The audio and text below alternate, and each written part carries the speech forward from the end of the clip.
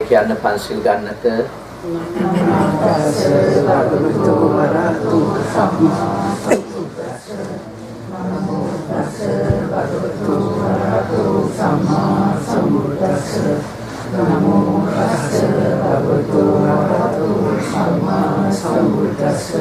බුද්ධං සරණං ගච්ඡාමි ධම්මං සරණං ගච්ඡාමි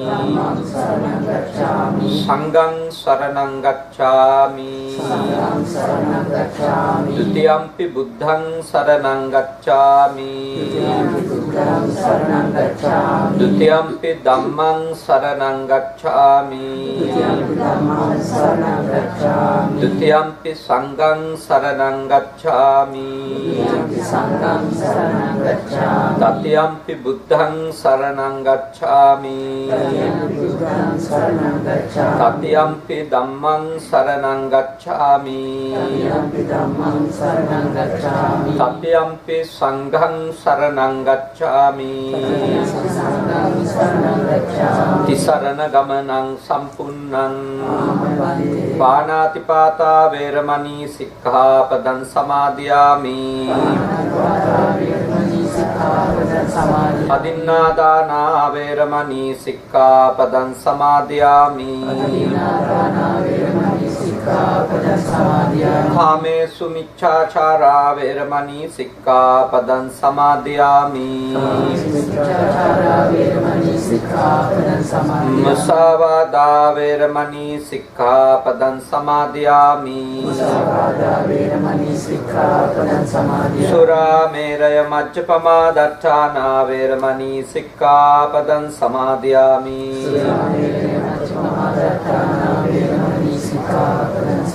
අප්පමාදේන සම්පාදේත समन्ता चक्रवालेषु अत्रा गच्छन्तु देवता स्वधम्मं मुनिराजस् सुनन्तु सग्गमोक्कदं धम्मස්සවන කාලෝ අයං බදන්තා ධම්මස්සවන කාලෝ අයං බදන්තා ධම්මස්සවන කාලෝ අයං බදන්තා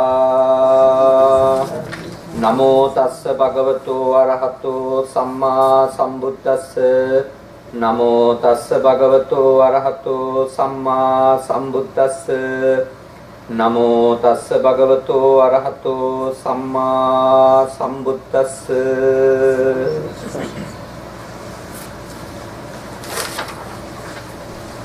ශ්‍රද්ධාකාමී පින්තුනි අපේ ධර්මාවතී මාතාව අතුළු කොට අපේ සුනිල් රත්නායක මැතිතුමත් එම මැතිණියත් ඒ වගේම දුව දරුවනුත් පවුලේ හිතවතුන් අද මේ උදෑසන මේ නිවසට රැස් වෙලා සිටින්නේ ටික වෙලාවක් තථාගතයන් වහන්සේ දේශනා කරපු ධර්මය ශ්‍රවණය කරලා සාකච්ඡා කරලා පසුව බුද්ධ වන්දනා සිත කරලා උතුම් දානයක් පූජා කරන් සංඝසතු දානයක් පූජා කරන්ටයි බලාපොරොත්තු. ඉතින් අද පින්කමේ ආරමුණ මාතාවගේ අභාවයටපත් දෙමව්පියන්ට පින් දෙන්න. ඒ වගේම අභාවයටපත් ආදරණීය ස්වාමි පුරුෂයාණන්ට පින් දෙන්න. සහ සහෝදර සහෝදරියන්ට පින් දීම බලාපොරොත්තු වෙනවා. ඊට අමතරව අපේ සුනිල් රත්නායක මැතිතුමාගේ පරලෝසපත් දෙමව්පියන්ට පින් අනුමෝදන් කිරීම බලාපොරොත්තු වෙනවා. දැනට රෝහල්ගතව සිටින පියල් රත්නායක සොහොයුරාණන්ට ආශිර්වාද කරන්න අපේ ධම්මාවතී මාතාවට ආශිර්වාද කරන්න සුවපත්භාවය ප්‍රාර්ථනා කරන්න චරිත් පුතුණුවන්ට ඒ වගේම අනුත්තරා දියණියට ක්‍රේටන් පුතුණුවන්ට මේ ආයත ආශිර්වාද කරන්න ඒගොල්ලෝගේ අධ්‍යාපනය අනාගතය විවාහය මේ හැම දෙයක්ම යහපත් වේවා වාසනාවන්ත වේවා කියලා ප්‍රාර්ථනා කරන්න පැමිණ සිටින උදව් කරපු හැමෝටමත් ඔබලාගේ දරුවන්ටත් සෙත් ප්‍රාර්ථනා කිරීම මේ උතුම් පින්කමේ අපේ රත්නායක මහත්මයාගේ ඒ වගේම අපේ ධර්මාවතී මාතාවගේ අපේ බණ්ඩාර නෝන මහත්මියගේ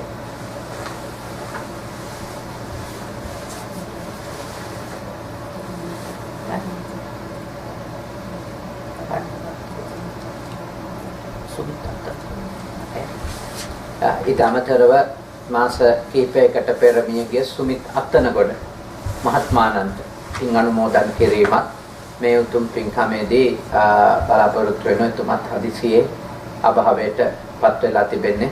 එතුමාට පින් අනුමෝදන් කරන්නත් මේ පින්කමේදී අරමුණක් කරගන්න කියන එක අපේ මේ මාතාව සිහිපත් කරන්න යෙදුණා. ඉතින් ඒ සියලුම ප්‍රාර්ථනා අරමුණු බලාපොරොත්තු සඵල වේවා, මියගිය නෑයන්ට පින්වත් වේවා, නිවන් අවබෝධ වේවා, සුජීවත්ව සිටින හැමෝටම සිතක් ශාන්තියක් වේවා කියලා සාදු කියලා අපි පළමුවෙන්ම ප්‍රාර්ථනා කරලා කවුරුත් හොඳට දැන් ධර්ම කරුණක් ඉගෙන ගමු. මම හිතුවා ඔයත් එක්ක මේ ධම්මපදයේ සුඛ වග්ගයේ තියෙන ගාථා කීපයක් සාකච්ඡා කරන්න. මොකද අපි කවුරුත් මේ සැපවත් භාවයට සැපයට කැමතිනේ.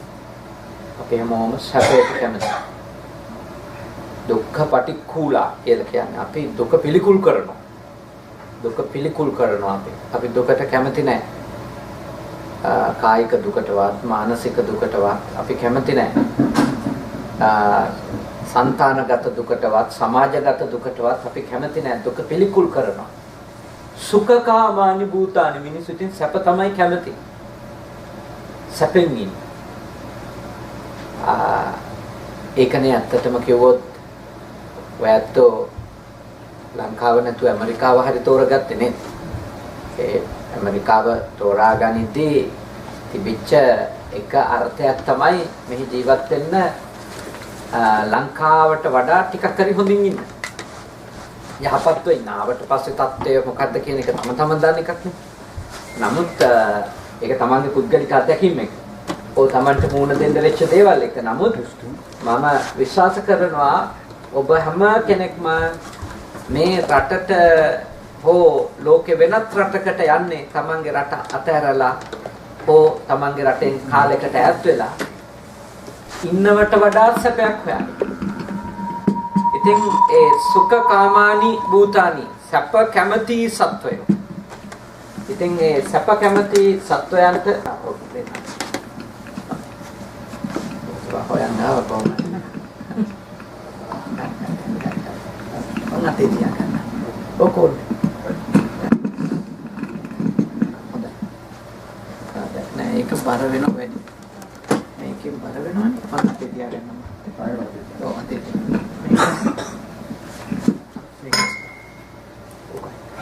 හොඳයි. දැන් එනවනේ. ඒකෝ එකක්. ඒකෝ ගතිය. හරි. එතකොට දැන් ඔයත්තන්ට බුදුහාමුදුරුවෝ සුවසේ සැපසේ ඉඳ කරපු පැහැදිලි කිරීම කීපයක් තමයි මේ ධම්මපදයේ සුඛ වග්ගයේ තියෙන. සැපෙන් ඉන්න කැමති. සුවසේ ඉන්න කැමති අයට.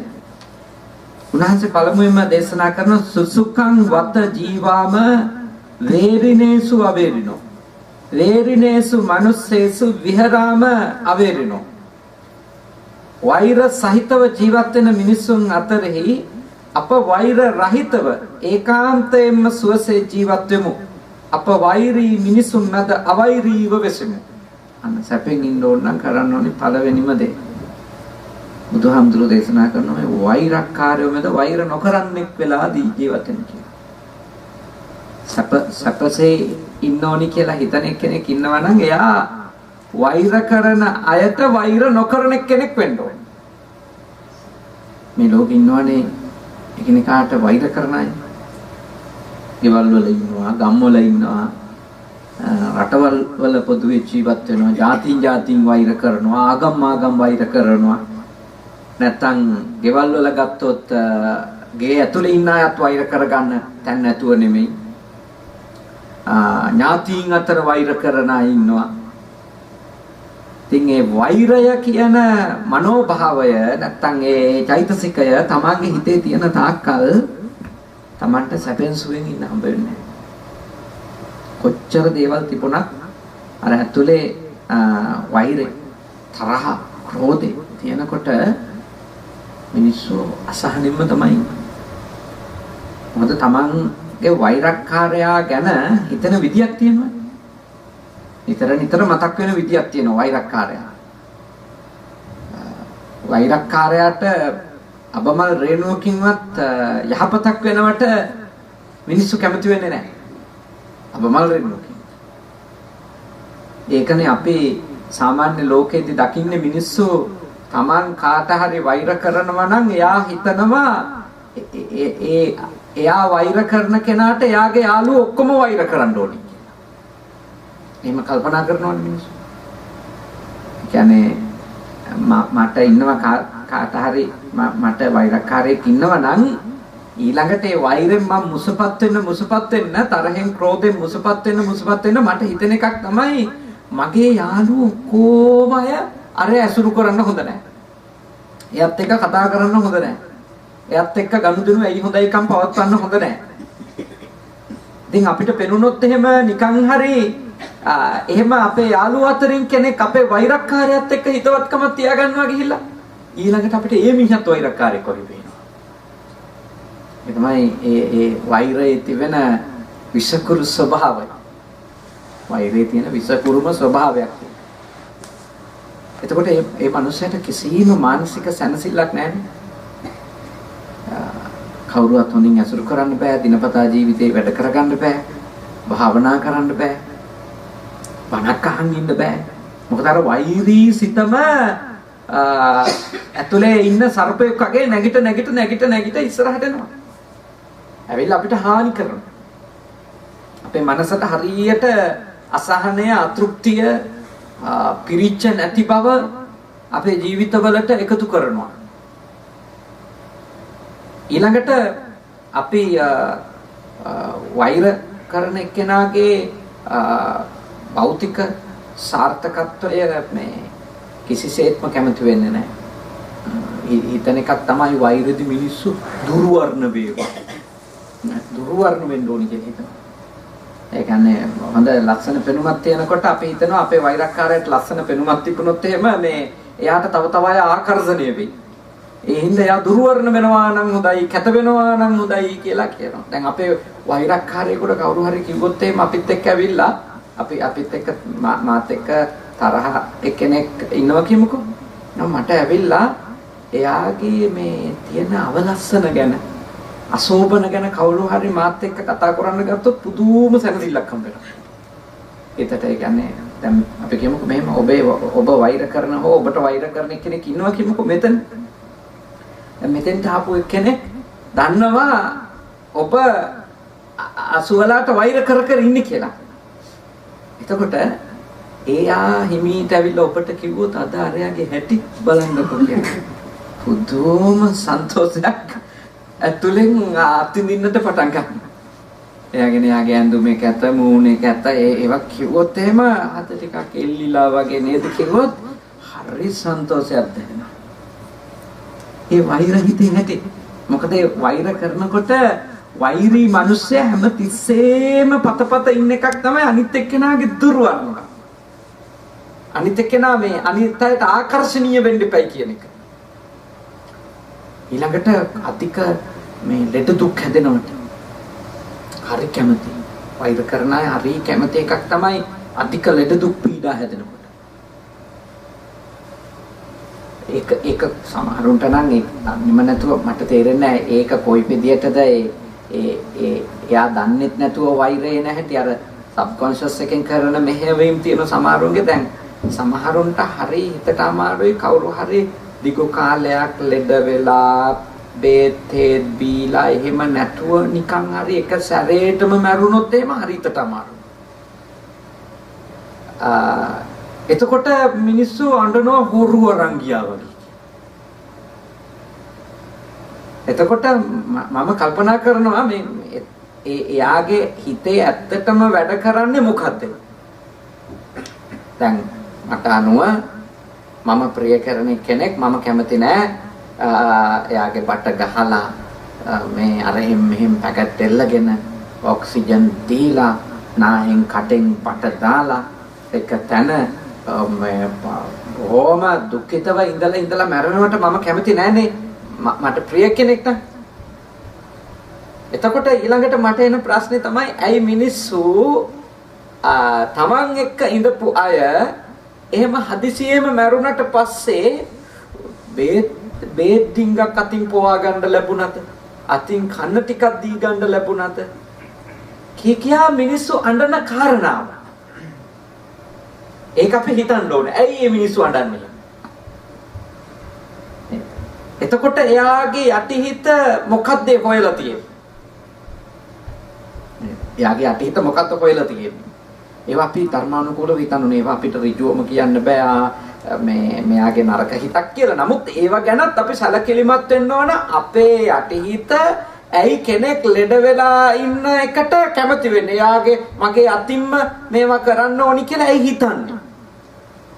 ඒක ආදරේද? නැත්තම් ඒක ඇතුලේ තියෙන්නේ කවදා හරි දවසක යා තමන්ගේ යටතේ ඉන්නවා දකින්ද එයාගේ යටිහිත ටික කාලයක් අපේක්ෂා කරලද? ඒවා ඉතින් තමන් බොහොම සැලකිල්ලෙන් හිතන්න ඕනි කොටස් ඒවා. මොකද අපේ යටිහිත අපි දන්නේම නැතුව හොයන දේවල් තියෙනවා. මොකද අපි දිගු කාලයක් යටත් වෙලා ඉඳපු එක්කෙනෙකුට අපේ කැමැත්තක් මෝදු වෙන්න පුළුවන් අපි දන්නේත් නැතුව එයත් අපේ යටතේ දවසක ඉඳී කියලා වගේ. ඒ වාර එයා ගෙවපු යටත් විජිත ජීවිතේට වහලෙක් වගේ ගෙවපු ජීවිතේට එයාගේ තියෙන සමහර විට අකමැත්ත වෙන්න පුළුවන්. සමහර විට මේ එකක්වත් මට පූර්ව නිගමන නෙවෙයි. මම කියන්නේ අපි ජීවත් වෙද්දී එකිනෙකා එක්ක ඒ කටයුතු කරගෙන යද්දී ගොඩ නැගිච්ච යම් යම් මනෝභාවයන් තියෙනවා අපිට තේරුම් ගන්නත් බැරි තරම් සංකීර්ණව අපේ වහසුරෝ. ඒ හරිම ව්‍යාකූල දේවල් කොම්ප්ලිකේට් බොහොම සංකීර්ණ දේවල් ඒවා. ඒ කෙසේ නමුත් වෛරී හිතක් නම් ඔබට තියෙන්නේ ඔබ සුවෙන්නේ ලස්සන වාහන තියෙන්න පුළුවන්. යෝධ ගෙවල් දොරවල් තියෙන්න පුළුවන්. ඒත් වෛර කරන මිනිහා සැලදිල්ල නෙමෙයි. තනසිල්ල නෙමෙයි. එයා අසහනින්ම තමයි. සුවෙන් ඉන්නවා නම් ඒ සුවෙන් ඉන්නේ කවුද? කාටවත් වෛර නොකරන. වෛර කියන ඒවා හරි පුදුමයි. ඒ පිරිමහ ගන්න ඒ වෛරක්කාරයෝ මේ ගොඩාක් කාලවට මේ ළඟම උපදිනවා. සමහර වෛරක්කාරයෝ එනෝ දරුවෝ වෙනවා.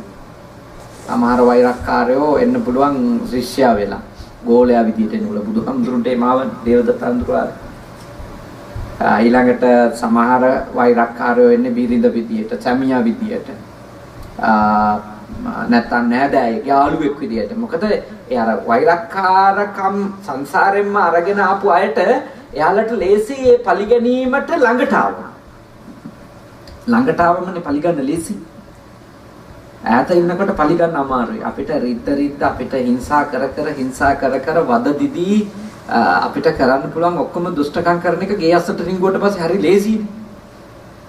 හරිම ලේසි. ඒ කියන්නේ යාගේ යහපත නවත්තන එක, දියුණුවට මේ කරන්න පුළුවන් හානි කරන එක, ඒ හිත රිද්දන්න පුළුවන් අවශ්‍ය කරන කොටස් අහුල ගන්න එක, ඒ ඔක්කොම හරිම ලේසි මේ අපේ ඇතුළට රිංගුවා. ඉතින් දැන් එහෙම අය ඇවිල්ලා අපිට දේවල් කරනකොට අපිට හිතෙනවා කොහොමද මේ මිනිස්සයා මට මේ විදිහට කරන්නේ?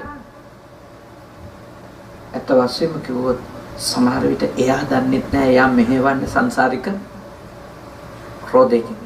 ඒ කියන්නේ ඒක කරන එක්කෙනා දන්නේ නැහැ මේ වැඩ කරන්නේ මේ සසරේ ගැට ගහගත්තු එකක් කියලා. එයා දන්නේ නැතුව එහෙම වැඩ කරන්නේ නෙවෙයි. ඒ නිසා මේ වෛරී සිත ඒක ගැන හරි පරිස්සම් වෙන්න ඕනේ. ඉතින් සංසාරේ වට අපිට කරන්න දෙයක් නැහැ. සීකල්පනාවෙන් ඒවර අවදි වෙන වෙලාවට පාලනය කිරීම තමයි කරන්න තියෙන්නේ සිහිනුවණින්. නමුත් මේ ආත්මේ නම් කාටවත් අඛණ්ඩ ක්‍රෝධයක්, අඛණ්ඩ ද්වේෂයක් පවත්වන්න බෑ. තරහවල් එන්න පුළුවන්, අකමැත්තවල් එන්න පුළුවන් එකට ජීවත් වෙනකොට. ඒවා එතනින් අයින් කරලා දාලා සූපත් වෙත්වා කියන තැනට හිත හදන්න ඕනේ. මොන ක්‍රමෙන් හරි හිත දියුණු කර ගන්න ඕනේ. නැත්තම් එහෙම මේ අපේ පින්වතුන්ලා ලොකු අනතුරකට වැටෙන්න පුළුවන්. මම එහෙම හිතුවොත් එතෙන්ට ගියොත් මම ලොකු අනතුරකට වැටෙනවා. දැන් දේවදත්ත හඳුරුවන්ගේ මේ ඔය පැරණි චරිත කතා ගත්තම උන්වහන්සේගේ තියෙනවනේ අතීත භව ගමන ගැන විස්තර. ඒවයි තියෙනවා සුනිල් මහත්තයා මේ දේවදත්ත හාමුදුරුවෝ සරියුත් මුගලන් දෙනමට වඩා පාරමී පුරලා තියෙනවා නිවන වෙන්නේ. හැබැයි ඔය සේරිවාණිජ විදියට ඉපදිච්ච වෙලාවේ ඒ සේරිවාණිජ මේ ජාතකයේ තියෙන කතාන්දරෙන් පස්සේ තමයි එයාගේ සසර ගමන සම්පූර්ණ වැරදි පැත්තකට හැරෙන්නේ. ඒක හරිම නරක එක ටර්නින් පොයින්ට් එකක් එයාගේ ජීවිතේ. එයා හරිම නරක තත්යකට ඇද වැටුනේ මේ ඒ අර එක සිද්ධියකින්. එයා කැමති උනේ නැහැ ඒ බිස්නස් එකේදී වෙච්ච දේ අනිත් එක්කෙනා ඉස්සරහට ගියපු එක. එයා දක්ෂ විදිහට ඉස්සරහට ආවනේ කච්චපුට. එයා හරි මිලක් නියම කරලා එයා එකට ගෙවලා අරන් ගියා.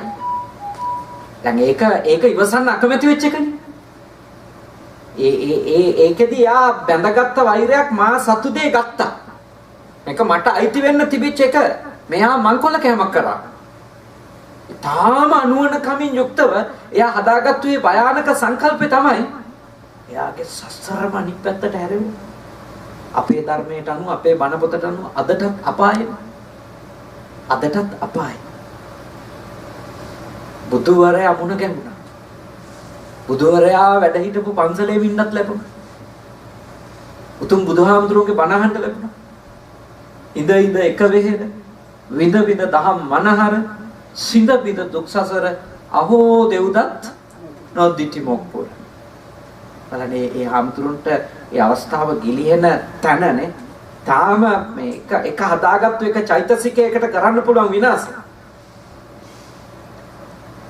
දැන් ඒ හාමුදුරුවෝ දිගින් දිගටම වෛර කරද්දී ඒ හාමුදුරුවන්ට කිසිම භවයක වෛර නොකරපු බෝධිසත්වයෝ අන්තිමට ගෞතම බුදුරජාණන් වහන්සේ ලෙස නිවුණානේ. සනසුණා. සෝපත් වුණා. 45 වසර බුද්ධ ජීවිතයේ ඊටාම සෝපත් මනසකින් වැඩ සිටියා. මොකද උන්වහන්සේ කිසිම වෛරී ක්‍රියාවකට මනසින් වටිනාකමක් දුන්නේ නැහැ. ඒ වටිනාකම් දීම උන්වහන්සේගේ උතුම් අවබෝධයට පත්වීමත් එක්ක නිමා කරලා තිබුණා. එතනින් පස්සේ ගල්පෙල්ලුවා, තුනුආයෝ ලව්වා විද්දන්න හැදුවා, නාලාගිරිය ලව්වා රාපෝල පාගවන්න හැදුවා, පොළවේ ගස්සන්න හැදුවා. ඒ කිසිම එකකට ප්‍රතිචාර නොදක්වා පන්සලේවත් ඉන්න දුන්නා. ඇත්ත වශයෙන්ම දේවදත්ත හඳුරු පන්සලෙන් පැන්නුවේ නැහැ. උන්වහන්සේ මොයේ එක වෙලාවක 500ක් අරගෙන ගයා සීර්සෙට ගියයි කියලා මේ බණ පොතේ තියෙනවා. ඒ අරුණකොට බුදුරජාණන් වහන්සේ කිසිම ආකාරයක බලය පාවිච්චි කරලා එයාව පන්නා දාන්න ඕනේ, මෙයා මට දුෂ්ටකම් කරනවා කියලා කිසිම ප්‍රතිචාරයක් දැක්වේ නැහැ.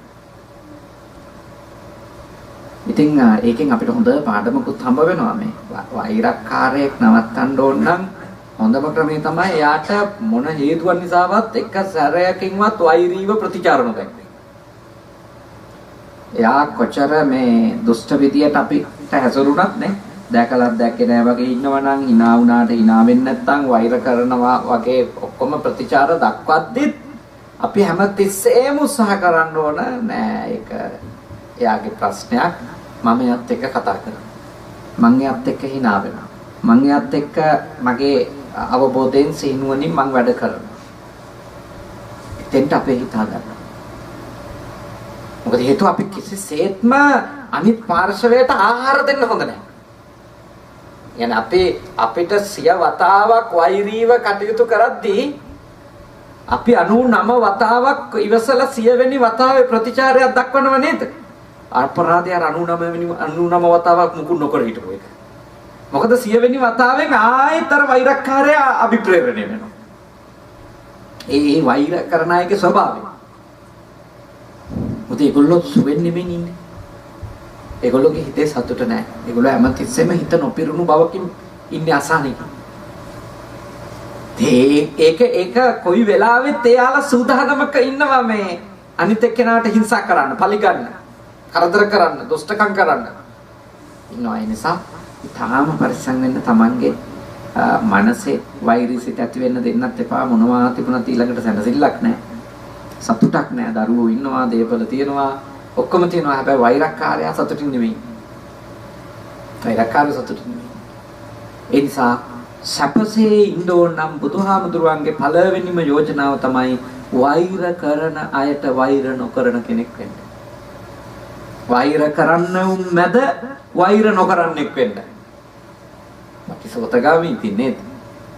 ඒක පටිසෝතගාමී. සම්පූර්ණ ගඟේ උඩහට පීනන්න කියන්නේ. මොකද වෛර නොකරන අයට වෛර නොකර ඉන්න එක නම් ලේසියිනේ. වෛර නොකරන අයට වෛර නොකර ඉන්න එක ලේසි. කරදර නොකරන අයට කරදරයක් නොකර මේ එහෙම ඉන්න එක ඇත්තට අමාරු කාරණයක් නෙමෙයි. නමුත් දිගටම හිංසා කරන කෙනෙකුට හිංසා ප්‍රතිචාර නොදක්වා ඉන්න එක මහා මානසික විප්ලවයක්. හිත ලබන විශිෂ්ට ජයග්‍රහණයක් ඒක. දිගටම දුෂ්ටකම් කරද්දිත් එක දුෂ්ටකමක් ප්‍රතිචාර විදියට දක්වන්නේ නැතිව ඉන්න එක. ආර්ය අමාරු දෙයක්. හරිම දුෂ්කර දෙයක්. හැබැයි ඉතින් ඒ කරොත් ඔබ ඉතින් උඩු ගම් බලා පීනවා. තථාගතයන් වහන්සේගේ උතුම් මගට හරියටම පිළිපන්න කෙනෙක් වෙනවා. බුදුහාරු කියලා නෑ කවදාකවත් වෛරකින් වෛර සංසිඳෙනවා කියලා. නහි වේරේන වේරාණි. නහි වේරේන වේරාණි. අවෛරයෙන්මයි වෛර සංසිඳෙන්නේ. වෛර ඉවර කරන්න ඕන නම් වෛර නොකරම ඉන්නවා. ඒස ධම්මෝ සනත්තනෝ. මේක සනාතන ධර්මයක්. ඒක මේ විශ්වයේ තියෙන එක පැටර්න් එකක්. ඒක ලෝක යථාර්ථයක්. මේ විශ්වයේ තියෙන යථා ස්වභාවයක් ඒක ඉවර කරන්න නම් අපේ පැත්තෙන් ආහාර දීම නවත්තන්න ඕන. ඒ සිත තියෙන එකට. එඳයි තාම මේ බුද්ධිමත් බෞද්ධයෝ වෙන්න ඕන. අද මිනිස්සු ලෝකේ සපය මනින නිර්ණායක නෙවෙයි මේ. සපය සනසිල්ල මනින නිර්ණායක අතර ලෝකේ තියෙන්නේ ඒක පුද්ගල ආදායම කීයද ඔය වගේ කාරණානේ. ඒත් බුදුදහම මිනිස්සෙක් සපවත් මිනිස්සෙද සුවපත් මිනිස්සෙද තෘප්තිමත් මිනිස්සෙද කියන කාරණාව සලකන්නේ එයා අවෛරී මිනිස්සෙක්. අන්න එමුණත් ඔබට කියන්න පුළුවන් මම බොහොම සුඛෝපභෝගී ජීවිතයක් ගෙවනවා. හරිම සුඛෝපභෝගී ජීවිතයක් ගෙවනවා. මොකද හේතුව මං කාටවත් වෛර කරන්නේ. කාටවත් වෛර කරන්නේ. කාටවත් කියන එකෙන් අදහස් කරන්න ඕන ප්‍රධාන වශයෙන්ම මට වෛර කරන අයට මම වෛර කරන්නේ නැහැ. වෛර නොකරන අයට නෙවෙයි. වෛර කරන අයට වෛර කරන්නේ. ඒක තමයි තමන් සුවපත් කෙනෙක්. මුල් කාලේ අමාරුයි. මුල් කාලේ හිතාම අමාරුයි. වෛර කරන අයට වෛර නොකර ඉන්න එක මුල් කාලේ අමාරුයි. ඊළඟට ඒක ඇත්තටම මහා සැනසෙල්ලක් ලැබෙනවා. එයා එහෙම දිගටම කරද්දිත් අපිට ඊට පස්සේ hina යන පටන් ගන්නවා. අපි මුකුත් නොකර ඉන්නකොට අපිට දිගටම නරක කරන එක්කෙනාට අපි මුකුත් නොකර ඉන්න අපේ හිත හැදිලා කියලා දැනගත්තම ඒ හිතේ ශක්තිය ඉපදුනාට පස්සේ එතකොට මහා විශාල සැනසෙල්ලක් දැනෙනවා. අතත් නැටුවනේ කියලා. අනේ පව් කියන එක හිතෙනවා. එතෙන්ට ඔබේ හිත හදන්න. එතෙන්ට ඔබේ හිත හදන්න. එතනින් තමයි ඇත්තටම ගෙදර සාමය උපදින්නේ, නෑදෑයෝ අතර සාමය උපදින්නේ. මොකද හේතුව හිතේ සාමය උපදිනවා. හිතේ සාමය උපදව ගන්නේ නැතුව කාගේවත් එළිය සාමයක් උපදවන්න බෑ. හිතේම සාමය උපදවන්න. හිත තුළම ඒ සනසිල්ල ඔබ ගොඩනංව ගන්න. සැපෙන් ඉන්න තියෙන පළවෙනි කාරණේ. ඊළඟට දෙවෙනි කාරණේ තථාගතයන් වහන්සේ දේශනා කරන එක හරි වැදගත්. සුසුඛං වත ජීවාම ආතුරේසු අනාතුරා ආතුරේසු මනුස්සේසු විහරාම අනාතුරා. ඒ කියන්නේ ලෙඩ්ඩු අතර ලෙඩෙක් නොවී හිටියොත් අන්න ඒකත් බොහෝම සපවත් ජීවිතයක්. ලෙඩ වෙන ක්‍රම දෙකකට එකක් තමයි සාමාන්‍ය ලෙඩ, අනිත් එක තමයි කෙලස් ලෙඩ. කෙලස් වලින් ආතුරයොත් වෙනවා. සාමාන්‍ය ලෙඩ වලින් අපි ආතුර වෙන වෙලාවලුත් තියෙනවා. දැන් බුදුදහමේ වැඩිපුර අවධානය යොමු කරන්නේ මේ ඔය කායික රෝග වලින් ආතුර වෙන එක නෙමෙයි. ඒක ඉතින් නවත්ත ගන්න කරන්න පුළුවන් දෙයක් කරන්නේ කියලා කියනවා. නමුත් මේ චෛතසික රෝග වලින් නේ. කෙලස් ලෙඩ වලින් ලෙඩ වෙන එක තමයි ලොකුම ලෙඩ. එවැනි රෝගියෙක් වීම අපි වළක්ව ගන්න ඕන. තණ්හාව නිසා ලෙඩෙක් වෙන එක. ද්වේෂය නිසා ලෙඩෙක් වෙන එක. මෝහය නිසා ලෙඩෙක් වගේ වැඩ කරන්නේ. මාන්නේ නේ. මාන්නේ හින්දාම අපි කොච්චර ලෙඩ්ඩු වගේ වැඩ කරනවා. මොන තරම් ලෙඩ්ඩුද. අනිත් අය පහත් කරන්න හිතන, අනිත් අයට මේ හිංසා කරන්න හිතන, අනිත් අය නොසලකා අරින්න හිතන. ඉතින් එහෙම අපිට තියෙනවනේ නේ මං උසස්සේ කියලා ඔළුවට ගාගත්තු ගමන් ඊට පස්සේ ඉතින් අනිත් අය පහත් කරන්න තමයි හිතන්නේ. ඊළඟට ඕකේ අනිත් පැත්තත් එහෙම. හීනමානේ භයානක ලෙඩක් නේ. ඒ කියන්නේ මට තැනක් නෑ, මට අරක නෑ, මේක නෑ, මං හරි අඩුයි කියලා හිතලා යනවනේ බොහොම නරක පහළ මානසිකත්වයට. ඊට පස්සේ කිසි මිනිහෙකුට සතුටින් ඉන්න දෙන්නේ නෑ. හැමෝගෙම සතුටට පොඩි හරි විසක් ඇතුල් කරන්න පුළුවන් නම් ඒක නැති කරන්න වාක්‍යයක් හරි කියන්න පුළුවන් නම් ඒක කියනවා. ඒක කරනවා. ඒත් වශයෙන් කෙලස් ලෙඩ ඔය අර මේ මට මතක් වෙන සද්ධර්ම රත්නාවලියේ තියෙනවා මේ කෙලස් ලෙඩ කොච්චර භයානකද කියලා තෙලස් ලෙඩ වලට වඩා. තෙලස් ලෙඩ කියලා කියන්නේ ඔය සාමාන්‍ය ලෙඩ. පීත සමුට්ටානා, සෙම්ම සමුට්ටානා, වාත සමුට්ටානා, ආබාධා නේද? සන්නිපාතික ආබාධා, උතු පරිණාමජ ඔය එක එක ලෙඩවල් තියෙන අපිට. ගිරිමානන්ද සූත්‍රයේම තියෙන ලෙඩ විශාල ප්‍රමාණයක්. අපමාරෝ, දාද්දු, කණ්ඩු, ගාජ්ජු, රගදා, විතච්චිකා, ලෝහිත පිත්ත, මදුමේහෝ කොහොම කියලා ලෙඩ තියෙනවා විශාල ප්‍රමාණයක්. අපේ ඔය සම්ප්‍රදාය කියන්නේ 90ක් රෝග 90ක් ව්‍යාධි කියලා නේද? ඒ ලෙඩ නෙමෙයි ලෙඩ. කෙලස් ලෙඩ. තණ්හාවයි මාන්නේ අපි හදාගන්න දෘෂ්ටි තරම් අපේ මේ සසරේ රෝගියෝ කරලා නැහැ වෙන කොමකින්වත්. වෙන කොමකින්වත්. මොකද මේවා අපි සාමාන්‍ය මේ ලෞකික ජීවිතේ ජය ගන්න අපිට ඉතින් ඇත්තටම මේ අභිප්‍රේරණයක් ඇති කරනවානේ නේද? විවිධ දෙයකට දැන් උදාහරණයකට අපේ ගුරුවරු ඉතින් අපිට නිතර කියපු එකක් තමයි ඉගෙන ගන්න මේ උපාධිය කරගන්න අර උපාධිය කරගන්න. ඇත්තටම ඒගොල්ලෝ අපිට ඒ උපාධි ගැන ලොකු තණ්හාවක් ඇති කරන්නේ. ඉතින් ඒ තණ්හාව හින්දම තමයි ඒ වේගෙටනේ අපි මේ ඉගෙන ගත්තේ. ඒ තණ්හාවත් එක්කනේ. ඊළඟට ගොඩාක් අයට වෙන්නේ ඒක හින්දම මාන්නයක් හට ගන්නවානේ. එක මාන්න, PhD මාන්න, මාස්ටර්ස් මාන්න, එක පෙරාදෙනි මාන්න, කැලණි මාන්න, ජයවර්ධනපුර මාන්න.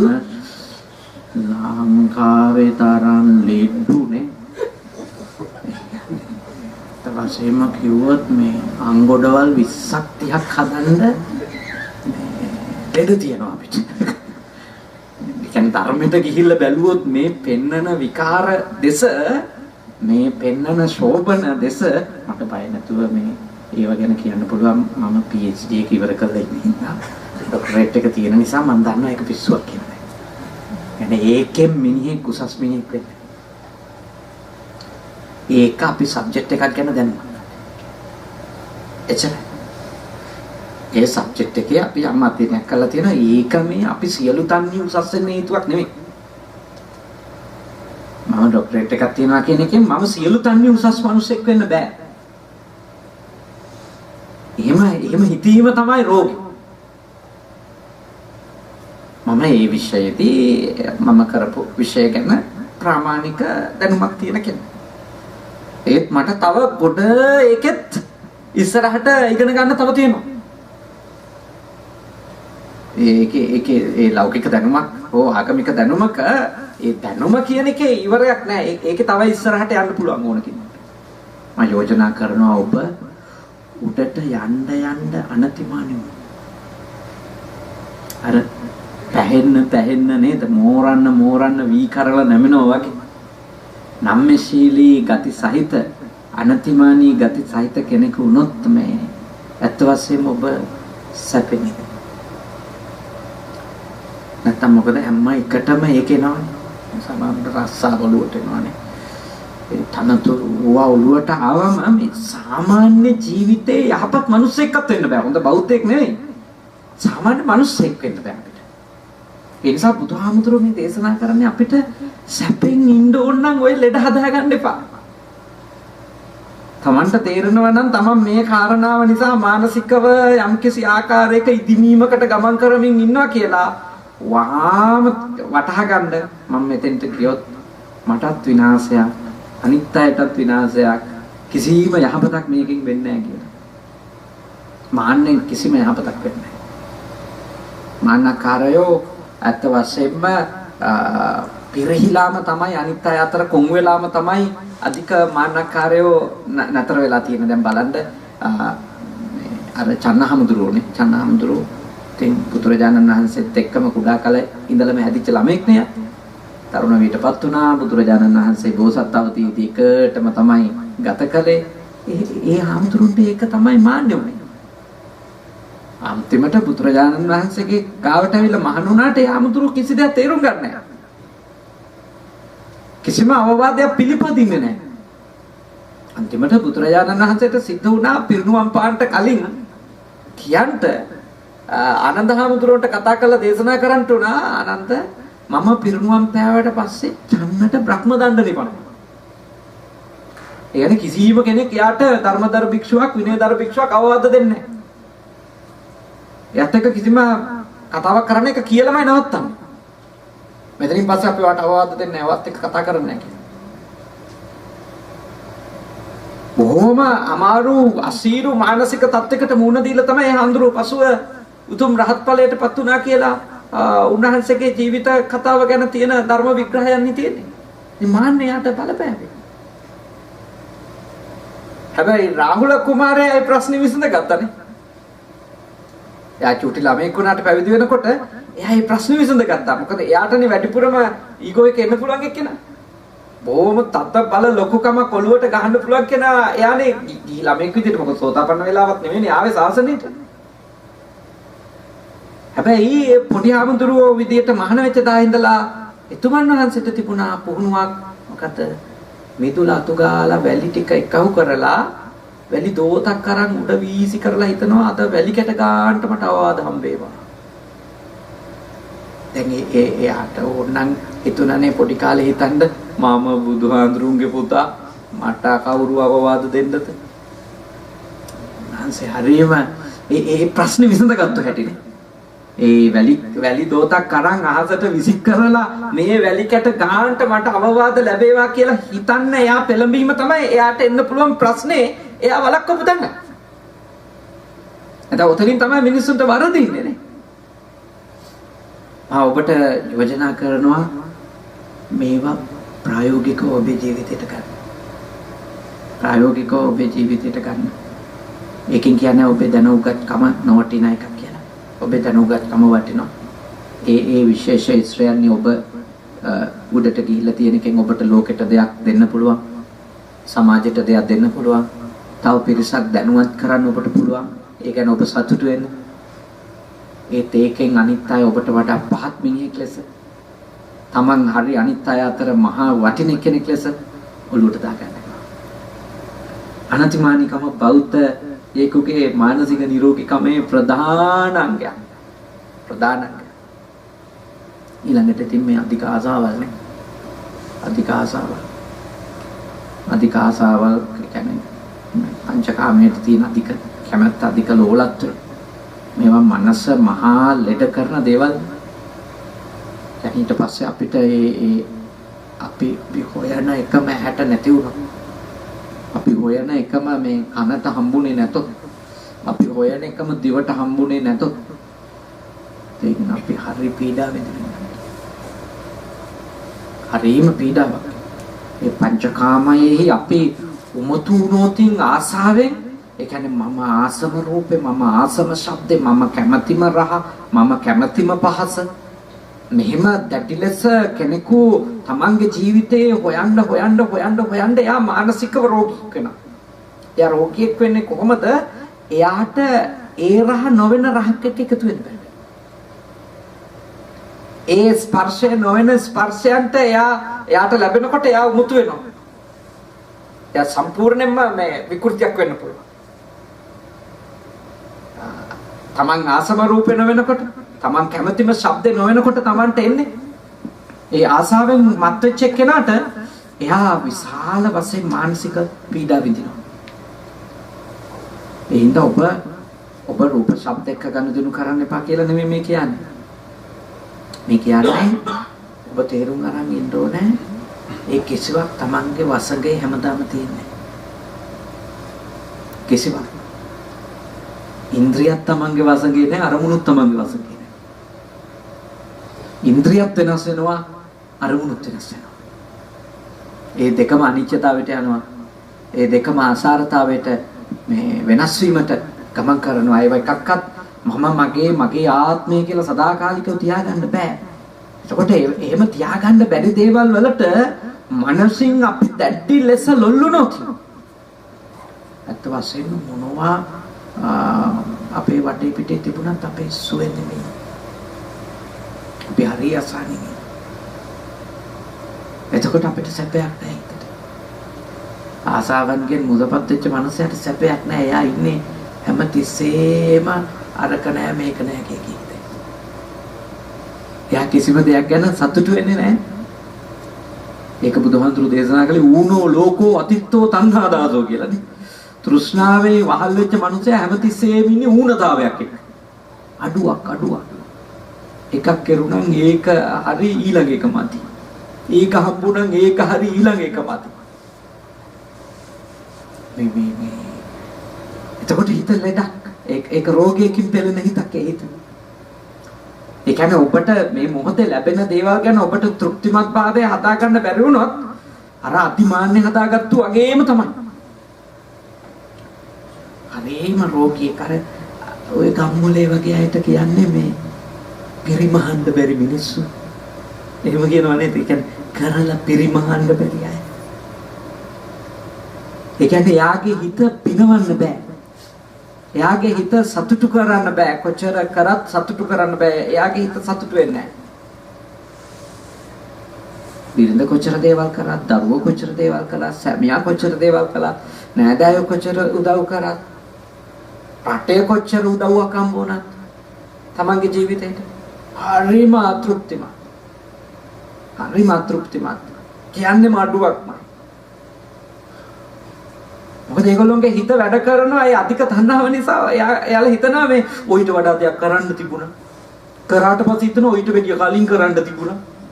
එයාගේ හැටියට ඔච්චරද කරන්න පුළුවන්. එන තමන් වෙනුවෙන් කරපු දේ ඔළුවට එන්නේ නැහැ මිනිස්සුන්ට. කරන්න ගත්ත කාලෙ පිළිබඳ ප්‍රශ්නයක්. ඒක කරපුවයි ප්‍රමාණ පිළිබඳ ප්‍රශ්න නෝල්ලෝ.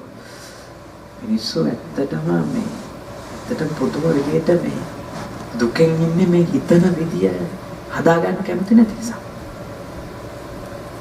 හිතන විදිය මිනිස්සුන්ට වෙනස් කරගන්න පුළුවන් වුණා නම් මිනිස්සුන්ට මේ තියෙන බඩු මුට්ටු වැඩිත් එක්ක මේ තියෙන මේ පහසුකම් කියන ඒවා මිනිස්සුන්ට ඇත්ත වශයෙන්ම මේ හොඳ ජීවිතයකට වැඩිත් එක්ක මේ හිත හදාගන්න සූදානම්. හිත හදාගන්න බිඳුවක්වත් නම්මේශීලී වෙන්නේ නැති මිනිස්සු ඉන්නවා නේද? මොන තරම් ද්‍රව්‍ය සම්පත් අවස්ථා ලාභ කීර්ති ප්‍රශංසා මොනවා හම්බුණත් හිනාවක් නැහැ. සනසිල්ල නැහැ. ඉඳ ලෙඩ්ඩු අතර ලෙඩෙක් නොවී ඉන්න ඕන නම් මම යෝජනා කරනවා කෙලස් ලෙඩවලින් නිදහස්. තණ්හාවල් උපරිමයට එනකොට තේරුම් ගන්න දැන් නම් මං ඉන්නේ මෙතන තමයි කියලා. මාන්නේ හොඳට මත් වෙලා උඩට අවදි වී ගෙදෙනකොට තේරුම් ගන්න මේ යන පාර හොඳ පාරක් නෙවෙයි මේ වැරදි පාරේ. මේ මං විඳෝන පාරක්. මේකේ ගියොත් මං දිගටම මට සැනසෙල්ල හම්බ වෙන්නේ නැහැ. අර තෝ දෙය බල්ලෙක් වෙලා ඉපදුනෙත් මාන්නේ හින්දානේ නේ. මහා කෙල කෝටියක් ධනෙ තිබුණා කියනෝනේ 80 කෙලක්ද කොහෙද? 80 කෝටියක් ධනෙ තිබුණයි කියලා කියනවා. හැබැයි බල්ලෙක් වෙලා ඉපදුනා ගෙදර. මාන් කෙලස් ලෙඩනේ. අවමන් කරනවා අනිත් අය පාත් කරනවා නොසලකා හරිනවා සත පහකට ගණන් ගන්නෑ. අන්තිමට දවසක් බුදුරජාණන් වහන්සේ වටිනකොට බල්ලා බුරනවා. බුරනකොට භාග්‍යවතුන් වහන්සේ අහනවා ඈතෝ දෙය ඉන්නකලොත් මට අවමන් කරා නින්දා කරා දැන් අකුසලයට බල්ලෙක් වෙලා ඉපදුනා දැනුත් ආයෙත් බුරලත් තව කරගන්නවාද තව රැස් කරනවාද පුතාට හිත හිතුණා මොකද තාත්තගේ නම කියලා ගෙදර ඉන්න බල්ලට කතා කරා පුතා ඇවිල්ලා විරෝධය පළ කරා බුදුහාමුදුරුවෝ අතාලා නෑ මම කියන්නේ කොප්ප කරන්න ඔය බල්ලට හොඳට රහට කැම ටිකක් හදලා දීලා අඬ නින්දට එනකන් ඔළුව අතක ගා ඉන්න. අහන්න පස්සේ පියාණනි හංගපුවා කොහෙද තියෙන්නේ? ඒකේ තියෙන පණපතේ තියෙන ගිහිල්ලා බලු පැටිය පවුරු ගන්නවා එක තමයි. අන්තිමට විශාල හංගපු ධනයක් එතනින් එළියට ගන්න පුළුවන්. එතකොට තමයි පුතා තේරුම් ගන්න තාත්තා බල්ලෙක් කියලා ඉපදිලා කියලා.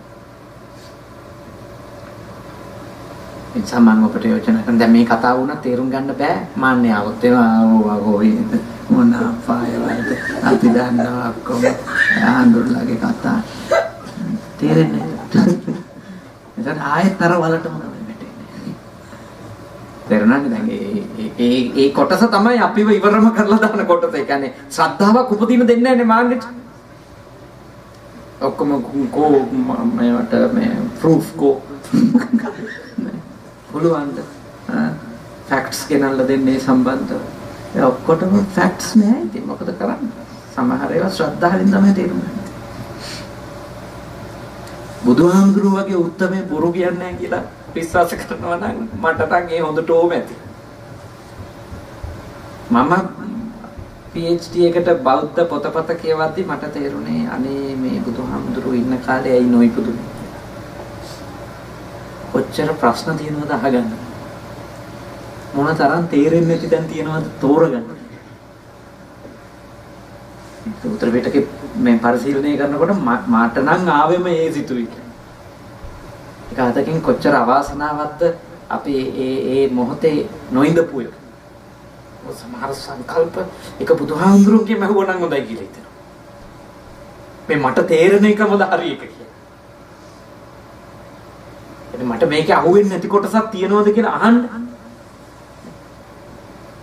ඊළඟට පොඩ්ඩක් හරි හිත හැදෙන්නේ ලප්පුරුසෝ පොඩ්ඩක් හරි ඉන්න කාලෙක බුද්ධ ශාසනේ මොකක් හරි ධර්මයේ හේවණල්ල හරි වැටෙන කාලෙක ඉපදුනානේ. වණ පදයක් හරි ඇහෙනවනේ. චුට්ටක් හරි අපිට මේව තේරෙනවනේ. අඩුම පව් පින් දෙක තේරෙනවනේ. ඒක ලොකු දෙයක් කියනකොට තමයි යන්තම් හිත හැදෙන්නේ. දමා යෝජනා කරන ඔබට මේ අපේ ජීවිතේ අපි ගොඩාක් සතුට සැපය සනසිල්ල මේ දේවල් නැති කරගෙන තියෙන්නේ කාගේවත් අකටයුතුකම් ඉඳන්නේ. අපේම හිත විසින් අපිට කරලා දීලා තියෙන දේවල්. අපේම හිත. ඒක අපිම හදපු එකක්. අපිමයි ඒකේ විදියට ගොඩනගලා තියෙන්නේ. තණ්හාවෙන් ගොඩනගලා තියෙන වෙන කවුරුත්ම නෙමෙයි අපිමයි. මාන්නකාරකමෙන් අපේ හිත උමතු කරලා තියෙන අපේ හිතම හීන මානෙන් අපේ හිත පහත් තත්ත්වයට අපි ඇදලා දාලා තියෙන්නේ. හීන මානෙ හදාගෙන. ඒ නිසා අපි හැම කෙනෙකුටම සැපෙන් ඉන්න පුළුවන්. සැපේ නිර්ණායකය වන්නේ තියෙන කෙල කෝටි ගණන් ධනෙ නෙමෙයි. සැපේ නිර්ණායකය වන්නේ අපේ මනස කොච්චර දුරට සොම්නස්ද තෘප්තිමත්ද අපිට කොච්චර දුරට පුළුවන්ද අනිත් අය හිතන විදියට අනුසෝතගාමීව ගඟ ගලන පැත්තටම හිත යන්නේ නැතුව පටිසෝතගාමීව හිතන්න අපි කොච්චර දුරට සූදානම්ද ඒකට. ඒ මත තමයි අපි සැනසිලිමත් අය වෙන්නේ. අපි සූපත් අය වෙන්නේ. මොකද ලෝකේ හැමෝම කියන්නේ බැන්නොත් බනින්දනේ ගැව්වොත් ගන්න කපලා දාන එක්කෙනෙක් આવුත් ඔයත් කපලා දාන්න. මේ ලෝකේ හැමෝම අපිට දීලා තියෙන උපදේශ අතර තියෙන ඒවනේ. ඒ කියන්නේ වෛරයට වෛරෙන් උත්තර දෙන්න. ක්‍රෝධයට ක්‍රෝධෙන් උත්තර දෙන්න. තණ්හාකාරයට තණ්හාවෙන් උත්තර දෙන්නනේ. එහෙමනේ අපිට අත්ත වශයෙන්ම වැඩිපුර උපදේශ හම්බෙලා තියෙනවා. කෑමක් හරි ඉතින් ওই චූටි කාලේ වැඩිපුරම අවවාද හම්බෙලා තියෙන්නේ බෙදා හදාගෙන කන්න කියලා කාත් එක්කද? අපිත් එක්කත් බෙදා හදා ගන්න අය එක්කනේ. එහෙමනේ. අපිට කියලා දින ඔයාටත් දෙන අයට දීලා ගන්න. හැබැයි බුදුදහමේ අපිට යෝජනා කරන්නේ නොදෙන අයටත් දෙන්න. නොදෙන අයට දෙන්න. මසුරු මිනිහට දෙන්නනේ. දිනේ කදරියන් දානේන කියලා කියන්නේ. මසුරටත් දෙන්න. ඒ කියන්නේ දෙන්නේ නැතුව හංගන මිනිහටත් දෙන්න එක්කෙනෙක් වෙන්නේ. එතනින් තමයි අපේ හිත අපි දින්න වෙන්නේ. අපේ හිත දින්න වෙන්නේ. දෙන අයට දෙන එක ආයෝජනයක් වගේ. දෙන අයට දෙන එක එච්චර අමාරු නෑ. ක්‍රෝධ කරන්නේ නැති අයට ක්‍රෝධ කරන්නේ නැතුව ඉන්න එක එච්චර අමාරු දෙයක් නෙමෙයි. ඒක මහා ලොකු වීර්යයකින් කරන්න ඕන දෙයක් නෙමෙයි. ඒ ලෝකේ ස්වභාවය ඒක සාමාන්‍ය ස්වභාවය. ක්‍රෝධ නොකරන අයට ක්‍රෝධ නොකරමි, ක්‍රෝධ කරන අයට ක්‍රෝධ කරමිනේ. දෙන අයට දෙමි, නොදෙන අයට නොදෙමි. අපේ ගෙදර දාවොත් අපිච්චමි නේද? අපේ ගෙදරටද ආයෙන්න කියමි. මේ සාමාන්‍ය ක්‍රමය. තමන්ගේ දානෙට මේ මගුලට ආපු නැති එක්කෙනාගේ මල ගෙදර යන්න පුළුවන් නම් තමයි දිනුමනේ. ඒකනේ දිනුම. නැත්තම් ඔළුවට එන්නේ කො අපේ කීයක් වුණාද? ආවද ඉන්නකම්. එතන කිසිම දිනුමක් නැහැ. එතන මොන දිනුමක්ද? එතන තියෙන්නේ මේ සාමාන්‍ය ලෝකේ ඕනම මිනිසෙක් වැඩ කරන රටාව. ඒකට බෞද්ධ වෙන්න ඕනේ. ඒ රටාව යන්න. බෞද්ධයෙක් වෙනවා කියන එකෙන් බෞද්ධයෙක් වෙච්ච එකෙන් අපිට ලැබෙන උදාහරණ ඵලය තමයි අපේ කිසි දෙයකට උදව්වක් කරලා නැති එක්කෙනාට උදව්වක් ඕන වෙලාවෙ උදව්වක් කරන එක. අපට අන්තිම හානි දුෂ්ටකම් ඔක්කොම කරලා තියෙන එක්කෙනත් අසරණ වෙලා කියලා තේරිච්ච ගමන් වහාම පිටට යන එක. ඒක තමයි බෞද්ධකම. ඒක තමයි හිතක් දිනිනවා කියන්නේ. තමන්ගේ හිතේ තියෙන කෙලෙස් සිතුවිලි ඒ පරාද කළා තමන් නිරෝගී ආධ්‍යාත්මයක් සහිත කෙනෙක් වීම. mental health ඇත්තට. හොඳ මානසික සෞඛ්‍යයක් ගැන මේ කතා කරන්නේ. හොඳටම සුවපත් වූ හිතක් ඇති මිනිසෙකු බවට අපි පත් වෙන එක මේ භාගවතුන් වහන්සේ අපිට මේ කියලා දීලා තියෙනවා. ඒ සම්මේ තථාගත ධර්මයේ හොඳට ඔළුවට දාගන්න ජීවිතේ දවස ගෙවනකොට ඒ මොහොතවල් වල ලැබෙන ඒ අත්දැකීම් එක්ක මේ තථාගත ධහමෙන්ම විසඳුම් හොයන අය වෙන්නේ නේ. තථාගත ධහමෙන්ම විසඳුම් හොයන අය වෙන්නේ. එතකොට තමයි අපේ ජීවිතවලට මේ ලෝක වශයෙන් උත් පරලෝක වශයෙන් උත් සැනසෙල්ලක් අපිට උදා වෙනවා. සපවත් ජීවිතයකට කාරණා කීයක් ඉගෙන ගත්තද? දෙකක් ඉගෙන ගත්තා. හොඳයි. දැන් 10:35 බණ පටන් ගන්නකොට දැන් 11:35. හරි. දැන් එනවා අපි බුද්ධ පූජාවේ එහෙම තියලා දානේ සංගීක වාක්‍ය කියලා ඒ ටික නිමා කරමු. ඉතින් පැයක් බණහන් හිටියා. පැයක් බණහන් හිටියා. මෙච්චර නෝන බුදු පූජාව වරන් එන්න කියලා උඩට. තා කවුරු හරි යන් මාත්‍යට. හරි අනිතයි. එතකොට මේ බුදු පූජාව වඩම්මනකම් මම තවදුරටත් ඔබත් එක්ක කතා කරමු. ඉතින් අපි මේ සැපයෙන් ඉන්න ඕන මාර්ගය මේ පැහැදිලි කරගත්තේ. කාරණා දෙකක් අපි කතා කරා. එකක් තමයි වෛර කරන අය අතරේ වෛර නොකර ඉන්න හිත හදාගමු කියන එක.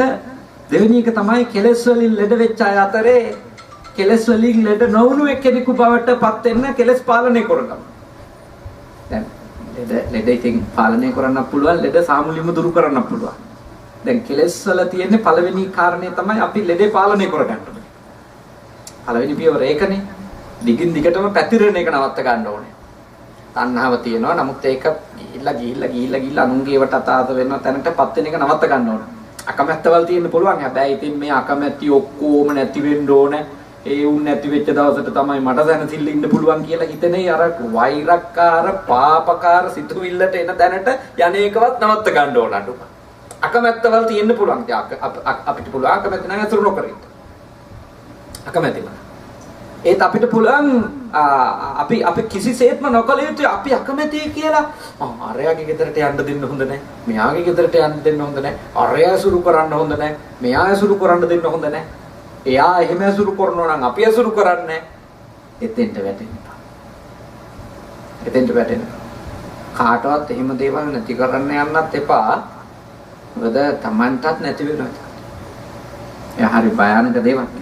හරිම භයානක දේවල් හරිම හොඳට කල්පනා කරලා තේරුම් ගන්න ඕනේ දේවල්. හොඳයි එහෙනම් අපි බුද්ධ වන්දනාව බුද්ධ පූජාව වඩම්මනවනේ ගාථාවකින්.